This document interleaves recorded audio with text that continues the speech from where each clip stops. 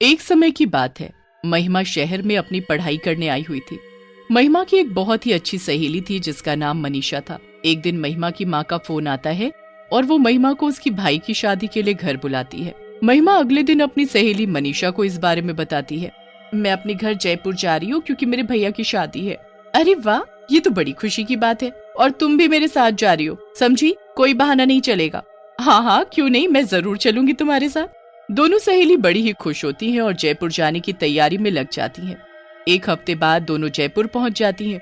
महिमा का इतना बड़ा घर देखकर मनीषा तो दंग रह जाती है। हर तरफ शादी की तैयारी चल रही होती है। आ गई मेरी बेटी। हाँ माँ, और देखो मेरे साथ कौन आए हैं, मेरी सहेली मनीषा। अरे बेटी, आओ आओ और इसे अपना ही घर समझो। जी माँ जी। चलो मनीषा, चलकर भैया से मिलते हैं। दोनों सहेली जाकर महिमा के भाई से मिलती हैं।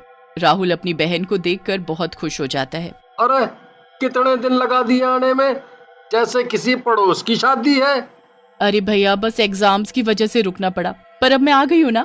अब देखना हम दोनों आपकी शादी में क्या धमाल मचाएंगे। अरे पर पहले इनसे तो मिलवा। अरे हाँ, मैं तो भूल ही गई। ये है मेरी सहेली मनीषा। महिमा उसके बाद मनीषा को अपना कमरा दिखाती है जो बिल्कुल राहुल के साथ वाला ही होता है।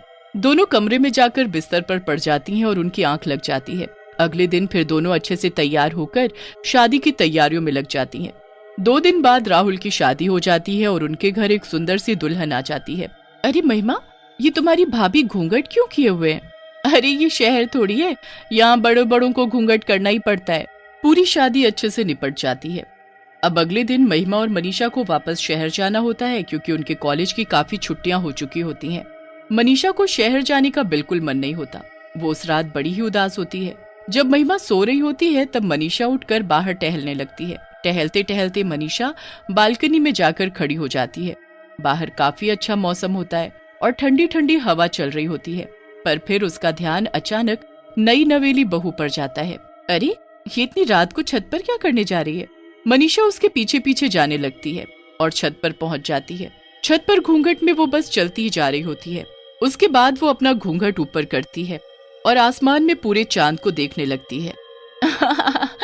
आज तो चांदनी रात है और मेरा मकसद पूरा हुआ। आखिरकार इस घर की बहू मैं बन ही गई। अब मैं सबको खत्म कर दूंगी, सबको खत्म कर दूंगी मैं।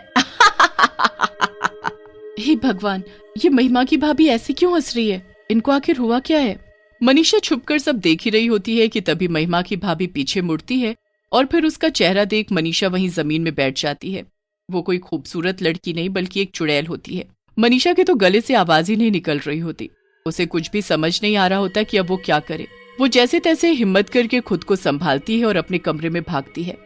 महिमा, महिमा, जल्दी उठो महिमा। क्या हुआ मनीषा, तुम ऐसे हाँफ क्यों रही हो?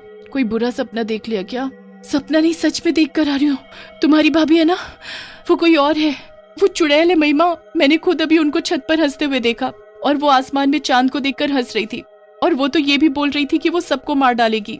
क्या मनीषा, तुम भी ना कैसे कैसे मजाक करती हो। चलो अभी तुम्हारा वहम दूर करती हो, चलो मेरे साथ। नहीं नहीं, मैं कहीं नहीं जाऊंगी। महिमा मनीषा की एक नहीं सुनती और उसका हाथ पकड़कर उसे राहुल के कमरे तक ले जाती है। उसके बाद वो दरवाजा खटखटाती है। अंदर से दरवाजा महिमा की भाभी खोलती है और उन्होंने अभी भी लंबा सा घूंघट किया होता है। जी बोलो दीदी, क्या हुआ? इतनी रात को आप दोनों यहाँ? पता है, मेरी दोस्त को एक बुरा सपना आया तो बस मुझे आना ही पड़ा। अच्छा, सबसे पहले आप अपना ये घूंघट ऊपर करो, मेरी सहेली आपकी शक्ल देखना चाहती है। जी दीदी, अभी करती हूँ। घूंघट वाली बहू अपना घूंघट ऊपर करती है तो उसकी बेहद खूबसूरत शक्ल देखकर मनीषा हैरान ही रह जाती है। मन ही मन वो यही सोच रही होती है कि आखिरकार ये कैसे हो गया। उसने खुद अपनी आंखों से उसका चुड़ैल वाला चेहरा देखा था। महिमा फिर मनीषा का हाथ पकड़ती है और उसे चलने को कहती है। दोनों अपने कमरे में वापस जाने लगते हैं। जाते हुए मनीषा एक बार फिर से पीछे मुड़कर देखती है तो उस घूंघट वाली बहू की अजीब सी मुस्कुराहट उसे और परेशान कर देती है। वो मनीषा को देखकर ऐसे मुस्कुरा रही थी जैसे मानो उसे चेतावनी दे रही हो कि आगे से मुझसे पंगा मत लेना। मनीषा को ये सब बिल्कुल सही नहीं लग रहा होता। उसे बस इतना समझ आ रहा होता है कि उसे अब वहीं रहकर सब ठीक करना है और सबके सामने उस घूंघट वाली चुड़ैल बहू का सच लाना है, वरना सबकी जान खतरे में पड़ जाएगी। अगले दिन मनीषा शहर जाने के लिए सीढ़ियों से बैग लेकर उतर रही होती है कि तभी वो सीढ़ियों से गिरने की एक्टिंग करती है। मैं गिर गई। हे भगवान, ये क्या हो गया? मेरा पैर टूट गया। हे भगवान, ये क्या हो गया? भैया जल्दी आओ, मनीषा को उसके कमरे में ले चलो। घूंघट से चुड़ैल बहू ये सब देख रही होती है। इसकी इतनी हिम्मत जो ये मेरे पति की गोद में जाएगी, इसे तो मैं बताऊंगी। अरे बहू, यहाँ क्या खड़ी खड़ी देख रही है? चलो मेरे साथ रसोई में और जल्दी से मनीषा के लिए बाम और हल्दी वाला दूध लेकर आओ। जी माँ जी।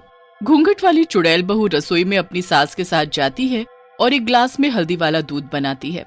उसकी सास भी वहाँ खड़ी मनीषा के लिए एक काढ़ा तैयार करती है। अंदर ही अंदर वो गुस्से से पागल हो रही होती है। वो दूध में जादू कर देती है और जाकर मनीषा को दे देती है। मनीषा को पहले ही शक होता है कि दूध में कुछ गड़बड़ है, इसलिए वो गलती से ग्लास को गिरा देती है। अरे बहू, कैसे ग्लास पकड़ा रही हो? देखो गिर गया। चलो जाओ, पोछा लाओ और साफ कर दो। सब लोग मनीषा की देखभाल में लग जाते हैं और कुछ दिन के लिए उनका शहर जाना कैंसिल हो जाता है। घूंघट वाली चुड़ैल बहू से ये सब देखा नहीं जा रहा होता। वो रात होने का इंतजार करती है। जैसे ही रात होती है और सब सो जाते हैं, वो छत पर जाती है और अपना घूंघट ऊपर करके आसमान में चांद को देखने लगती है। मुझे शक्ति चाहिए, मुझे शक्ति चाहिए। मैं सबको जल्द से जल्द बर्बाद कर सकूं, मुझे ऐसी शक्ति चाहिए। पर सबसे पहले मुझे उस लड़की की जान लेनी है, फिर उसके बाद मैं सबको देखूंगी। एक बार मैं सबको खत्म कर दूं, फिर मैं और राहुल दोनों सुकून से रहेंगे और मैं अपने चुड़ैल वंश को आगे बढ़ाऊंगी। चुड़ैल वहीं छत पर बैठकर जादू टोना करने लगती है। मनीषा और महिमा वहीं पीछे खड़े छुपकर उसे देख रहे होते हैं। चुड़ैल उसके बाद वो एक सुई लेकर गुड़िया को चुप होने लगती है। सुई चुप होते ही मनीषा के हाथ से खून आने लगता है। देखो महिमा, देखो, देख लिया ना तुमने अपनी आंखों से इस घूंघट वाली चुड़ैल का सच? ये देखो मेरे हाथ से खून आ रहा है। हे भगवान, ये सब हो क्या रहा है? अब हम क्या करेंगे? ये हम किस चुड़ैल को अपने घर ले आए? सब सोचते हैं ये कितनी संस्कारी है जो हर वक्त घूंघट करके रहती है, पर किसी को नहीं पता कि इस घूंघट के अंदर एक चुड़ैल है जो अपना चेहरा छुपाने के लिए इसे घूंघट से ढकती है। हाँ, मैं यही तुमको कब से बताना चाहती हूँ, पर तुम मानने को तैयार ही नहीं हो। मेरे भाई को तो इस बात का अंदाजा भी नहीं होगा कि उसकी बीवी एक चुड़ैल है। तुम कुछ करो ना मनीषा। मैं सब कर चुकी हूँ। मैं एक बाबा को जानती हूँ जिनको मैंने पहले ही फोन कर दिया था। उन्होंने मुझे सब बता दिया है कि मुझे क्या करना है। बस अभी हमें कैसे भी 2 दिन शांति से निकालने हैं, फिर पूर्णिमा की रात को हम इस घूंघट वाली चुड़ैल बहू का सच सबके सामने लाएंगे और इससे हमें छुटकारा भी मिल जाएगा। बस फिर 2 दिन जैसे तैसे निकल जाते हैं। उसके बाद दोनों सहेली छत पर आती हैं और वहां जिस जगह चुड़ैल अपना जादू टोना करती हैं, वहां एक कटोरी खीर रख देती हैं। कुछ देर में चुड़ैल वहां आ जाती है। मनीषा और महिमा बाकी घर वालों के साथ छुपकर चुड़ैल के आने का इंतजार कर रहे होते हैं। कुछ ही देर में चुड़ैल वहां आती है। वो अपना घूंघट ऊपर करके खीर देखकर बड़ी हैरान होती है। चुड़ैल को कुछ समझ नहीं आता, पर वो खीर देखकर रह नहीं पाती। वो उस कटोरी को उठाती है और खीर चखने लगती है। जैसे ही वो खीर खाती है, उसे उल्टी होने लगती है। ये क्या है? ये मुझे क्या हो रहा है? चुड़ैल जमीन में गिर जाती है और तभी सब घर वाले वहां आ जाते हैं। इसका अंत अब आ चुका है। इसने मेरी बनाई हुई खीर खा ली है। ये सब तेरा किया धरा है। तुझे तो मुझे उसी दिन मार देना चाहिए था। हाँ, पर तूने बहुत देर कर दी। चुड़ैल तड़प तड़प कर मरने लगती है। उसके बाद पूर्णिमा के चांद की रोशनी उस चुड़ैल पर उल्टा असर करने लगती है। उसे ताकत देने की जगह वो उसे जला देती है और चुड़ैल राख में बदल जाती है। सब उस घूंघट वाली चुड़ैल बहू से मुक्ति पा लेते हैं, पर राहुल बहुत दुखी होता है। अब अगले दिन मनीषा और महिमा भी वापस शहर जाने लगते हैं, पर जाते जाते राहुल के माता पिता मनीषा से कहते हैं, क्या तुम हमारे बेटे से शादी करोगी? मनीषा ये सुनकर मुस्कुरा देती है। बस फिर मनीषा शहर चली जाती है और राहुल उसकी पढ़ाई पूरी और उसके वापस आने का इंतजार करता है। पढ़ाई पूरी होने के बाद दोनों की धूमधाम से शादी हो जाती है और मनीषा महिमा की भाभी बन जाती है।